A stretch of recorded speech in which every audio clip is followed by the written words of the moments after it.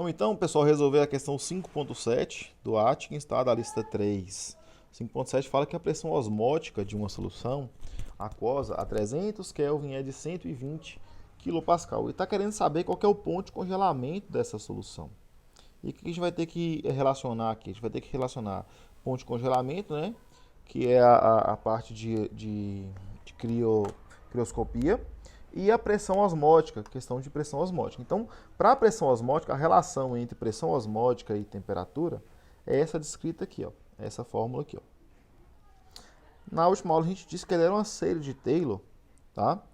E essa série de Taylor, ela era aqui no caso truncada no segundo termo. Então aqui nós temos o primeiro termo, que vai ser RT concentração multiplicado por 1, e o segundo termo é RT vezes a concentração multiplicado por B vezes a concentração.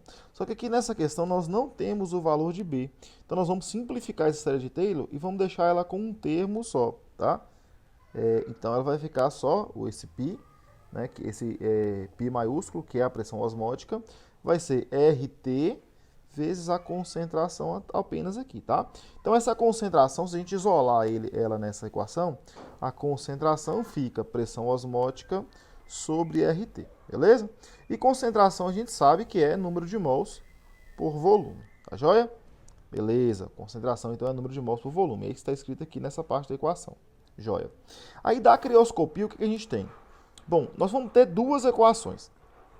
A que eu expliquei no vídeo para vocês era essa de baixo aqui, ó. São uns casos diferentes. Só que o K que a gente tem no livro, né, na tabela, é um K que é desta equação de cima. Então a gente vai ter que a variação da temperatura, né, do ponto de congelamento, será o KF, esse K é o que está na tabela lá, tá? É esse K aqui, vezes a molaridade. Então eles se relacionam com a molaridade e não com a fração molar. Só que tem as duas equações aí, a depender de literatura, os casos vão ter denominações diferentes, tá? Beleza.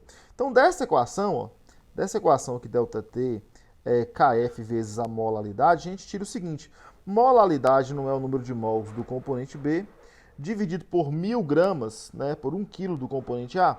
Tá, mas 1 kg é massa, certo? E essa massa, ela pode ser escrita como um volume vezes uma densidade, certo?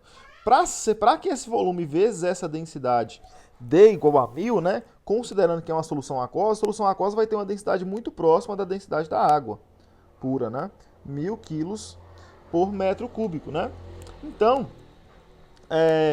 se eu considerar os valores aqui, ó, de ρ e de VA, né? O VA aqui sobre o NB NB sobre VA aqui, ó, é a concentração, que é a mesma que a gente tem aqui em cima. Então, N sobre V é concentração. Então, no lugar desse N sobre V aqui, ó, eu posso utilizar π sobre RT. Ah, professor, mas você está falando de número de mols do componente B em relação ao volume do componente A. Beleza, o componente B ele vai incrementar um volume a mais, só que esse volume é desprezível, tá? Para os nossos cálculos aqui ele vai ser desprezível. Então esse ΔT ele passa a ser KF, no lugar de NB sobre V aqui, ó, eu vou colocar π sobre RT, tá joia? E aí eu ainda tenho essa densidade aqui, que eu sei que é 1000 kg por metro cúbico ou 1000 gramas por litro, tá? Aí vai depender da unidade que você vai usar. Beleza, então substituindo os valores aqui todos no SI, ó, vai ficar com esta equação aqui. E aí calculando aqui, ó, esse KF, gente, tá lá na tabela, viu? Da água, 1,86. Esse KF é em relação ao soluto. Então vamos calcular aqui para ver quanto que vai dar esse ΔT, quanto que a temperatura variou aí. A temperatura de congelamento da água a gente já sabe que é zero, né, nas condições padrão. Vamos ver quanto que ficou aqui agora. 120 vezes 10 a terceira, né, gente? Não pode esquecer desse KPA. Porque KPA esse K é vezes 1000. Aí divide por 8,314, que é o R vale 8,314, vezes a temperatura que é 300 Kelvin, vezes 1000. Então, isso daqui dá 0, vai dar uma variação de temperatura de 0,08948 graus Celsius, né? Como a gente sabe que é a crioscopia, então a temperatura de fusão da solução vai ser menor do que a temperatura de fusão do líquido puro. Então vai dar menos, né, 0,08948 graus Celsius. Ó, a água ela entrava em fusão em 0, né?